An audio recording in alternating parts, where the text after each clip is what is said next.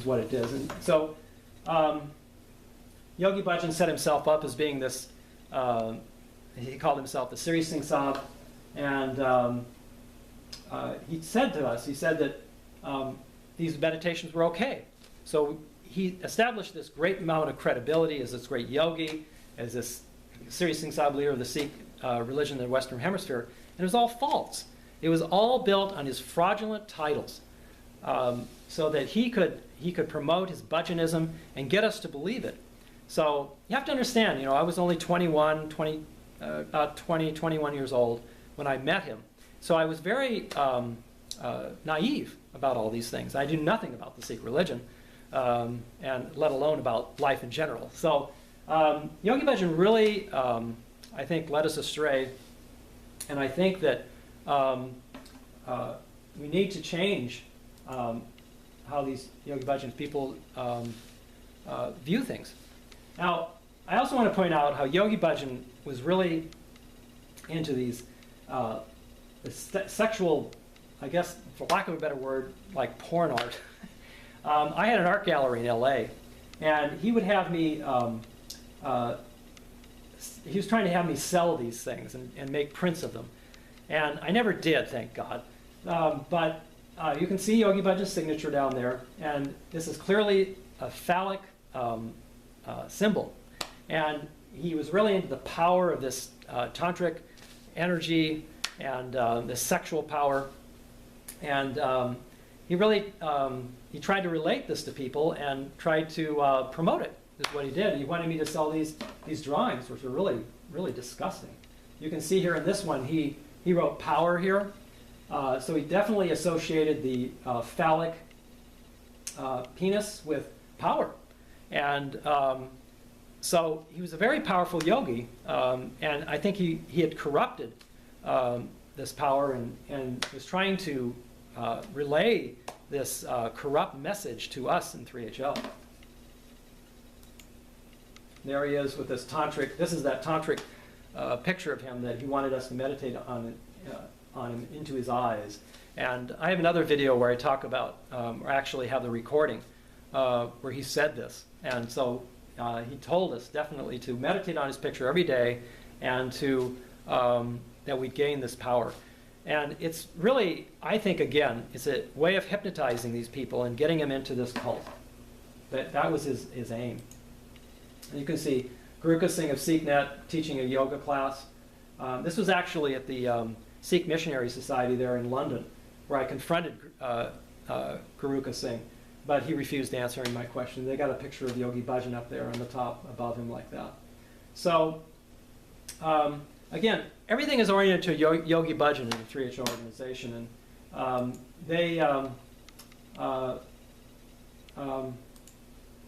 promote everything that he wanted. And like, here's a little example of how they try to make money on everything. This is a big thing in 3HO, is how they try to use Sikhi and they try to use these practices of Yogi Bhajan to make money. And this Hari Jivan, who was pictured there with Yogi Bhajan before at the gem store, Jerry's in Beverly Hills, we went there a lot, how he's trying to sell these tantric necklaces. And he says, they are worn to offset negative effects, an astrological chart. Complete nonsense. All it is just to make money and to try to fool you into buying all of these different yogic things that will improve your health.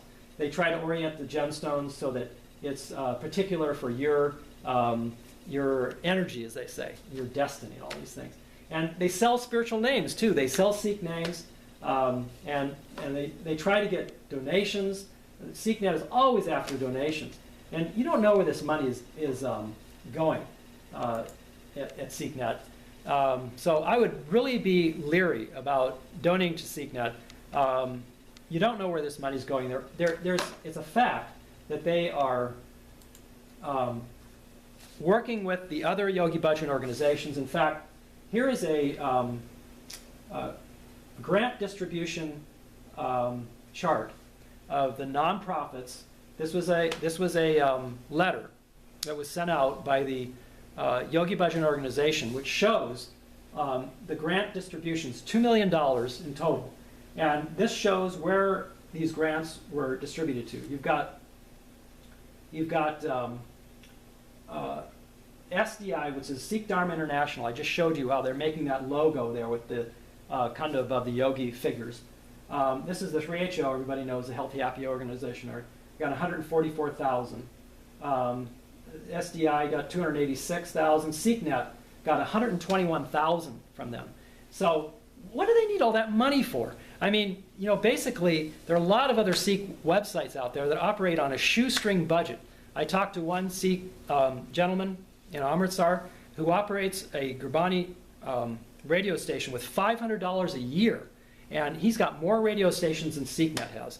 So you wonder, where is this money going towards? And I think the money is really going towards supporting their yoga organizations. And like I said, those summer solstices where they do these tantric funny things. They're dancing around to Gurbani and the sacred bodies of Guru Gobind Singh Ji.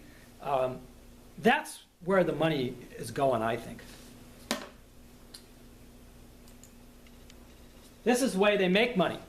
They use images of the Sikh gurus on their yogi tea. This is a big moneymaker for 3HO, yogi tea. They sell millions, hundreds of millions of dollars worth of yogi tea in the West. And they use the Sikh religion to make this money. This is supposed to be an image of Guru Tegh Bahadur. And they actively use this. Here's an image of the Darbar Sahib that they've used here in this yogi tea box. And so they want to project themselves as being good Sikhs and everything, and they want to make money off of all of this. That's their objective, so they can use it to promote their bhajanism, to promote their yoga, and all of these things. They're not interested in promoting Sikhi. They want it. The only reason they teach Sikh teachings is to get the traditional Sikhs into their group and convert them into their bhajanism. That's my belief.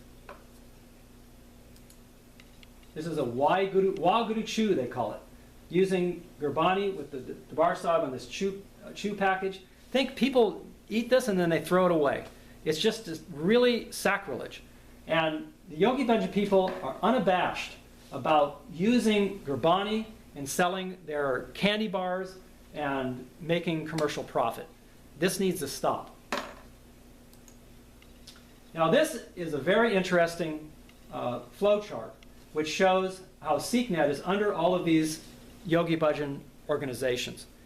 If SikhNet tries to tell you that they're not part of the Yogi Bhajan organizations, they're lying, believe me. They get money from them, they get all kinds of support, and they work together.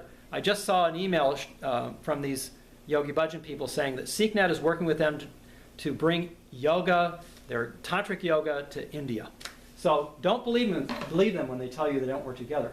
Guruka has denied that they get funding from the Yogi Bhajan organizations, and don't believe him. This was a settlement on a lawsuit a couple of years ago where they were fighting. They're still working this all out.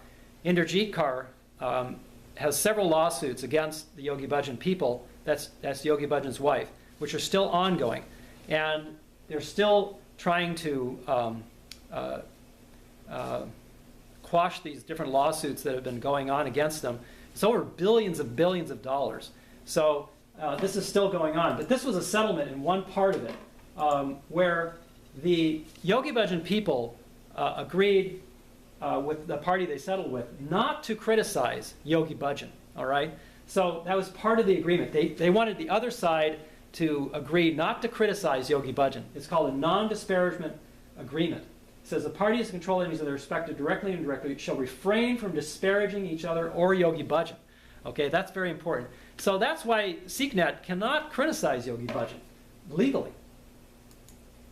Now this is very important for Sikhs. SikhNet and all of these other organizations have signed on to this agreement, saying that they will only teach the Sikh religion as taught by Yogi Bhajan.